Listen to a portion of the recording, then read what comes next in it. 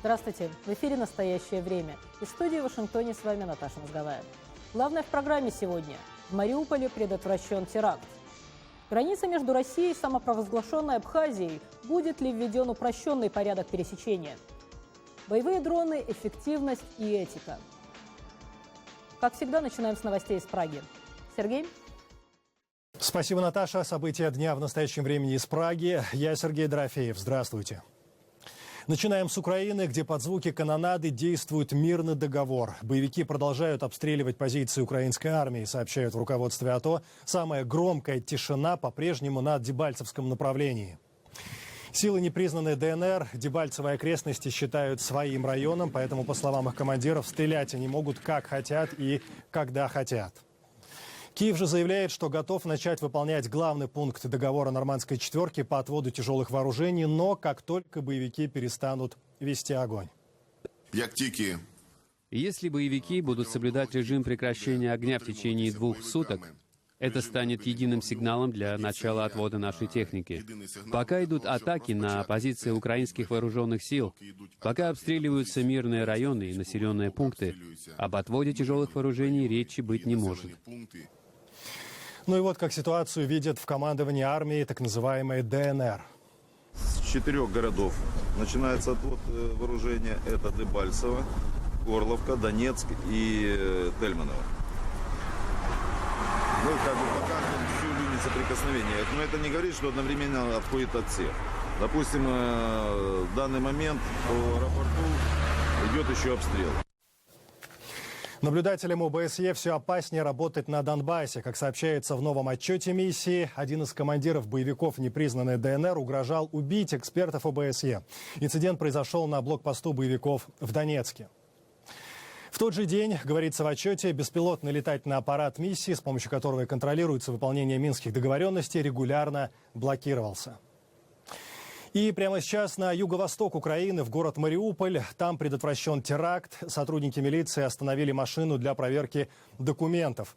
Диверсионно-разведывательная группа открыла огонь, сообщают в МВД Донецкой области. 3 милиционера получили ранения, один из них позже скончался в больнице. Один преступник был убит во время преследования, другой смог скрыться. И сейчас в Харьков. Там умер еще один пострадавший от взрыва во время мирного шествия. Это 18-летний парень, сообщают в МВД Украины. В больницах города остаются 9 пострадавших. Напомню, в воскресенье в Харькове произошел теракт. 2 человека погибли на месте. Вчера в больнице от ран также скончался юноша. Украинских силовиков ждут кадровые перестановки. К ним может привести анализ действий украинской армии в Дебальцево. Об этом заявляет глава парламентского комитета по вопросам нацбезопасности и обороны Сергей Пашинский. Меж тем, на западе Украины, на Ровенском полигоне, около 700 солдат, сержантов и прапорщиков приняли присягу. Все они призваны во время 4-й волны мобилизации и после месяца обучения отправятся в зону АТО. Отмечу, Ровенщина – одна из областей, чьи солдаты и офицеры с первых дней воюют на Донбассе. Назад домой привозят много раненых, есть погибшие. И тем не менее, на войну готовы ехать мужчины всех возрастов. Призыв один, а попадает под него разный контингент. Как и по всей стране, мобилизация имеет свои особенности, а призывники не все готовы нести службу. Владимиру 56. Служить во 2-й раз он пошел добровольцем. Таких, констатируют военные, тысячи. Як треба, так і рішив. А іначе хто, як не ми. Не буду, то що вже постарше, але в мене син, вже, вважайте, зараз рік, а я вдома сидів. Мама в Херсоні, сестра в Херсоні, а брат під Маріуполем. Пора. Здесь, в учебном центре сухопутных войск Украины, неподалеку города Ривны, в ближайшие 1,5 месяца подготовку пройдут несколько тысяч призванных на службу в ходе 4-й волны мобилизации, таких как 19-летний танкист Виталий Голубь из Винницкой области. Я думаю, стоит подождать, посмотреть, что будет. Я не могу ничего предвидеть, но мы всегда готовы защищать свою родину. Но есть и другие. 12 февраля 2015 года прибыл в подразделение на Ровенский полигон в состоянии алкогольного опьянения, откуда его доставили в наркодиспансер, где он и скончался. Это уже второй летальный случай на Ривненском полигоне. К этому привело систематическое употребление алкоголя еще до призыва в вооруженные силы Украины. Проблема в том, что при мобилизации призывная комиссия не может за 2-3 дня, а именно столько проходит медкомиссию, выявить у человека алкоголизм. Сейчас на стационарном лечении здесь, в стенах наркологического диспансера, лечение проходят еще 6 мобилизованных. Уже после выписки военное командование будет принимать решение, отправлять их домой или на полигон, восполнять пробелы в подготовке. По факту халатности военкомов и врачей, которые прошляпили алкоголиков в рядах мобилизованных, уже возбуждено несколько уголовных дел. Ведь для армии сейчас в приоритете качество, а не количество. Определить можно, но при условии, если этот человек уже находился под наблюдением врачей и проходил лечение. Однако есть и те, кто злоупотребляет, но не обращается за медицинской помощью. А в ближайшие 1,5 месяца несколько тысяч бойцов, в основном добровольцев, которые проходят подготовку на Ривненском полигоне, отправятся в зону АТО. Дмитрий Леонтьюк, для настоящего времени, Ривне. Сенсационный материал в российской «Новой газете». Главный редактор Дмитрий Муратов в интервью радио «Эхо Москвы» рассказал, журналисты издания смогли получить некий документ, точнее план о возможном развитии событий в Украине. Это сценарий, говорит Муратов, какое-то время назад в Кремль принесли, предположительно, некоторые российские политики и бизнесмены. Документ был подготовлен еще до того, как Виктор Янукович сбежал из Украины. Материал уже появился на сайте «Новой газеты». Разговоры о том, что после Евромайдана и нынешних боев на Донбассе Россия может готовиться к полномасштабной войне с Украиной, ходят в экспертной среде политикумов двух государств уже давно. Александр Касаткин. 23 февраля на официальном сайте Петра Порошенко появилось обращение к крымчанам, в котором он пообещал всеми средствами защищать права людей, живущих на полуострове, а также заявил, что Украина никогда не откажется от своих суверенных прав на него. В своем последнем интервью российскому телевидению президент России Владимир Путин заявил: люди, проживающие в Крыму, сделали свой выбор. К нему надо относиться с уважением. Надеюсь, что и наши партнеры и в ближнем, и дальнем зарубежье будут к этому относиться в конечном итоге также, поскольку высшим критерием истины в данном случае может быть только мнение самого народа. Эти минские договоренности, они остались не только документом, который выработан 4 участниками этого минского процесса, приобрели форму международно-правового акта, поддержанного фактически всем международным сообществом. Это уже совсем другая история, как говорится. И я очень рассчитываю на то, что это будет исполняться. Никогда не стоит доверять слова Путина. Опыт меня показывает, что надо смотреть, что делает Путин, не что Путин говорит.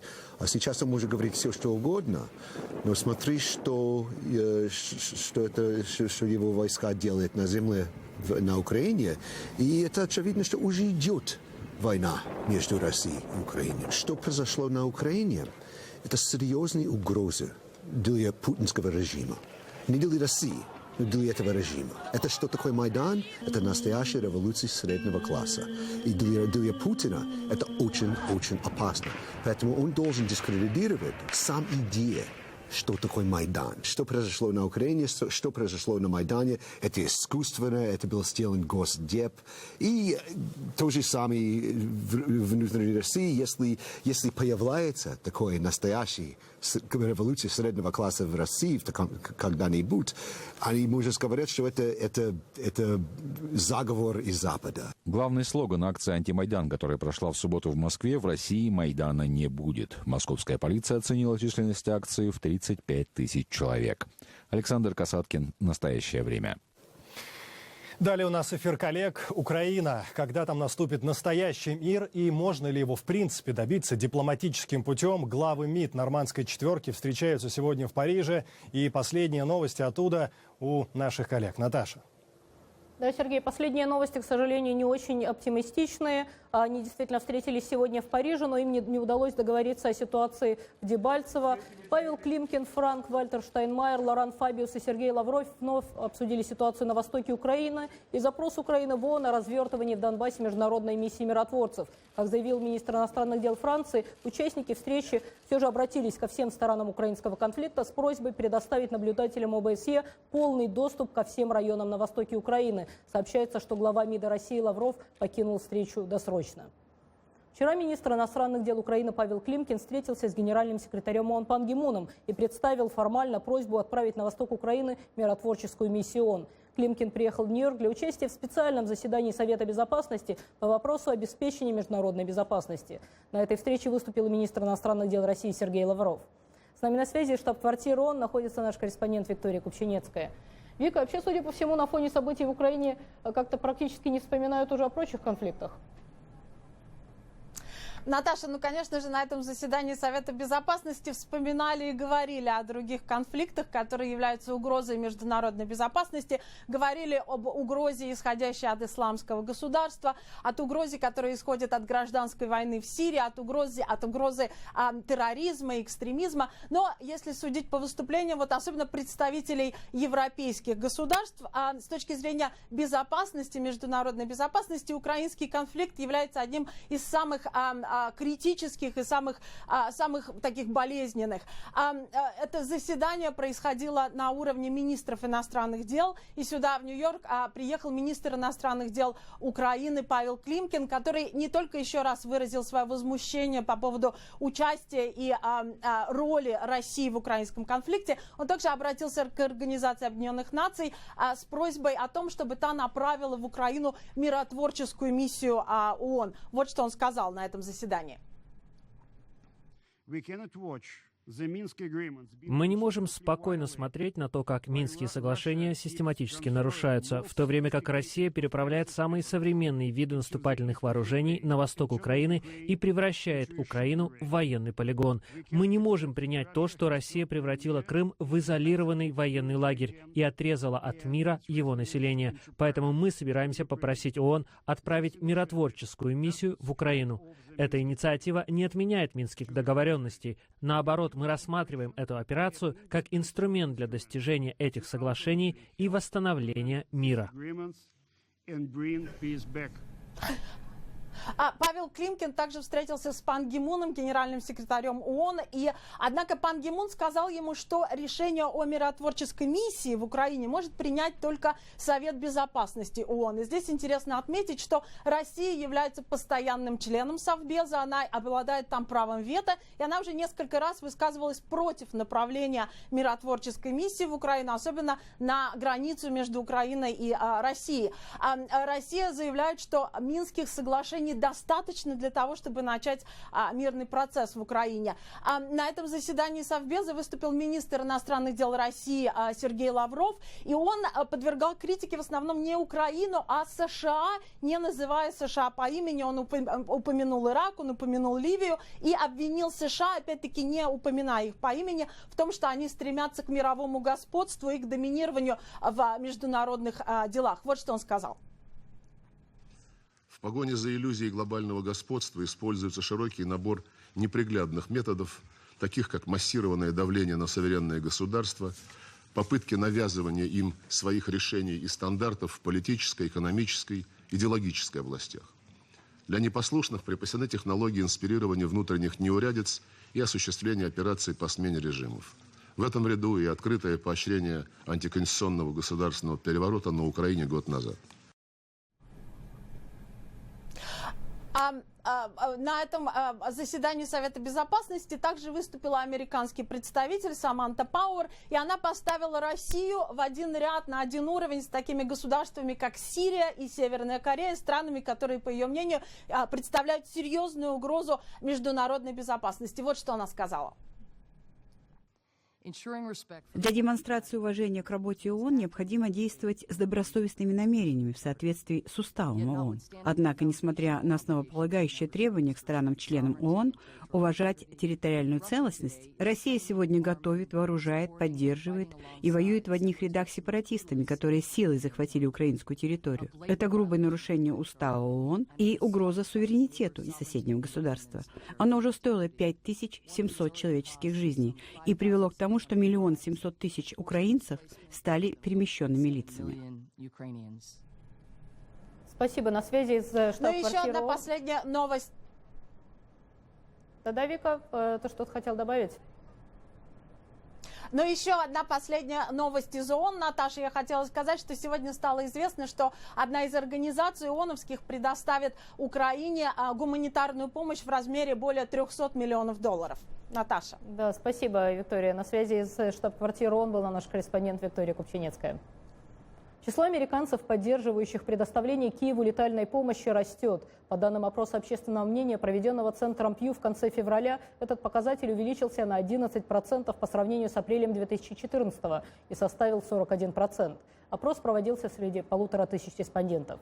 Тем не менее, большая часть населения США по-прежнему выступает против поставок в Украину вооружений – 53%. За расширение экономических и дипломатических санкций в отношении России высказалось 60% опрошенных, и только 34% выступают против. Сегодня санкции против Кремля поддерживают на 7% больше американцев, чем в апреле прошлого года. В вопросе обучения военными США военных Украины мнения американцев разделились практически поровну. 49% выступают за, 46% против.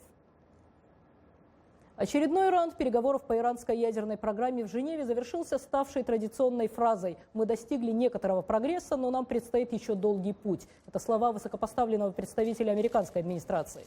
Следующая встреча «шестерки» состоится через неделю. Стороны вновь попытаются договориться с Ираном о порядке выполнения так называемого поэтапного плана. В обмен на ряд действий Тегерана, которые развеют подозрения о разработке ядерного оружия, Запад отменит санкции. Между тем, в Вашингтоне отреагировали на информацию о том, что Россия, один из членов «шестерки» по иранским переговорам, готова поставить Тегерану зенитные ракетные системы «Антей-2500» вместо комплекса С-300. Поскольку «Антей-2500» является одной из экспортных модификаций С-300, характеристики систем, в общем, практически идентичны, так что в американской администрации новости не обрадовались. Пресс-секретарь Госдепартамента Джен Псаки заявила на брифинге в понедельник. Мы видели эту информацию. Не думаю, что это было подтверждено сторонами. По мере необходимости мы поднимем этот вопрос на подобающем уровне. Если информация о том, что Россия решила не продавать Ирану системы С-300 верна, очевидно, что мы бы это приветствовали. Но при этом, по ряду причин, мы возражали бы против продажи систем Антей-2500. Так что пока мы ждем подробностей и комментариев.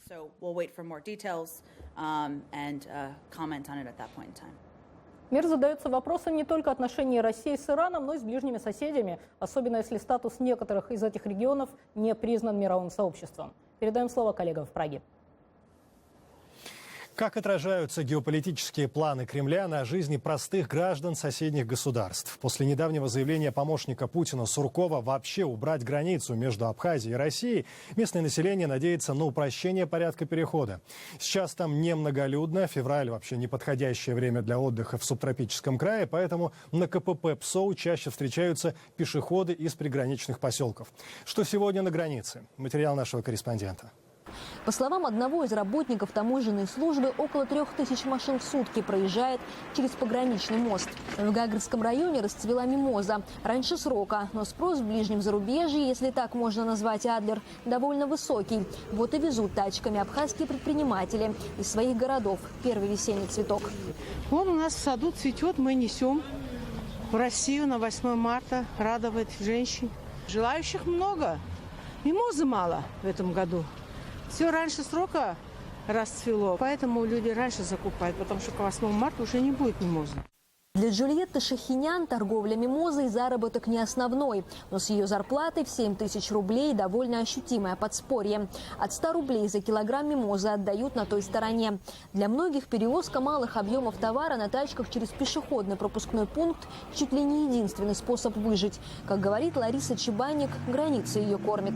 Я покупаю и перевожу туда товар. разницу. И это делает деньги, копейки. А что возите в основном? А мандарины, апельсины. Обратно продукты покупаю, кушать и все. Что... Кто хорошо знает, как меняется поток желающих пересечь границу по реке Псоу, так это водители маршруток. С 6 утра и до 8 вечера они готовы отвозить пассажиров в Сухум, Гудауту и Гагру. Это в прошлом году Олимпиада, сезон было хорошо, конечно. Немножко работа была. В этом году вообще. Если, конечно, было бы как раньше, люди приезжали бы, отдыхали бы, конечно, лучше.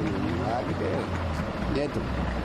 Но надежда на предстоящий многолюдный летний сезон у водителей не угасает. А горожане, которым часто приходится пересекать границу, надеются, что к этому лету наладится работа пограничной службы. По несколько часов простаивая в очередях на российско-абхазской границе, люди с воодушевлением воспринимают новости о перспективах упрощенного ее перехода, но слабо верят в такую возможность.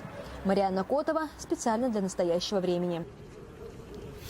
Какие настроения в самой Грузии? Это интересно в свете заявления министра иностранных дел России Лаврова о том, что не стоит интегрировать Грузию в НАТО. Это интересно и в свете подписанных договоров, сближающих Россию с непризнанными республиками Абхазии и Южной Осетии. Моя коллега Шахида Якуб поговорила с военным аналитиком грузинской службы «Радио Свобода» Кобой Иликликадзе. Как не волноваться Грузии, когда волнуются балтийские страны, которые уже находятся в НАТО, да? А одна из баз, которая в Ахалгоре находится, это маленький город, или... это Южная Осетия, и находится в 35 километрах от расстояния Тбилиси. И там база общей сложности 4-5 тысяч человек. С противоракетными системами и артиллерией 50 километров дальности радиуса действия. Так что это мощная база, противостоять которому я не беру себе судить, может ли грузинская армия или нет, но опасность, она реальная. Но стоит ли в альянсе есть много стран, которые были бы рады, если Грузия скажет, что, ребята, мы больше не претендуем быть членами НАТО. Они были бы рады это слышать. Это какие страны? Те, которые не пустили в 2008 году Грузии, не дали ПДЧ. Это же Германия. Южная Европа, страны Южной Европы. Если на Грузию снова нападет Россия, как это было раньше, Грузия останется сама по себе? Естественно, будет сама по себе, потому что в отношении Грузии не действует пятая глава Альянса. И, естественно, Грузия только сам должен противостоять. У нас ведь соседи неоднозначны в отношении России. Но такой сценарий не рассматривается. Вот такая предосторожность или излишняя осторожность грузинской власти отчасти вызвана тем, что вот сейчас в ситуации, когда огромные по отношению к Грузии, Украина теряет территории за территориями, грузинская власть, конечно, насторожена сейчас. Вот эти соглашения с Южной Осетией и Абхазией, самопровозглашенными республиками, которые, по сути дела, воспринимаются как аннексия, когда у тебя с Россией общий военный штаб, общее экономическое пространство и общая граница. И вновь время передавать слово в Вашингтон. Новые технологии помогают убивать. В США разгорается дискуссия об этичности использования всеми желающими дронов, беспилотников. Наташа, ждем от вас подробностей. Уже свыше 10 лет США ведут активную войну против терроризма с помощью беспилотников в ряде стран, от Афганистана до Сомали и Йемена. Однако, как предупреждает журнал Time, эта стратегия может оказаться палкой о двух концах. В эти дни более 50 государств разрабатывают около 1000 моделей дронов, ими легко могут воспользоваться террористы. Тем временем, сегодня ночью 5 неопознанных беспилотников были замечены в центре Парижа, в частности над Эйфелевой башней, над площадью Бастилии и над посольством США. Задержать или установить операторов дронов полиции не удалось. Вот об этом сложном явлении репортаж Вадима Оленичева. Этическая сторона применения дронов становится одной из горячих дискуссионных тем в американском обществе. Имеют ли спецслужбы и Минобороны моральное право на точечные удары по террористам, обсуждается в самых различных кругах. Одна из последних конференций, например, состоялась на кампусе теологической семинарии знаменитого Принстонского университета в штате Нью-Джерси.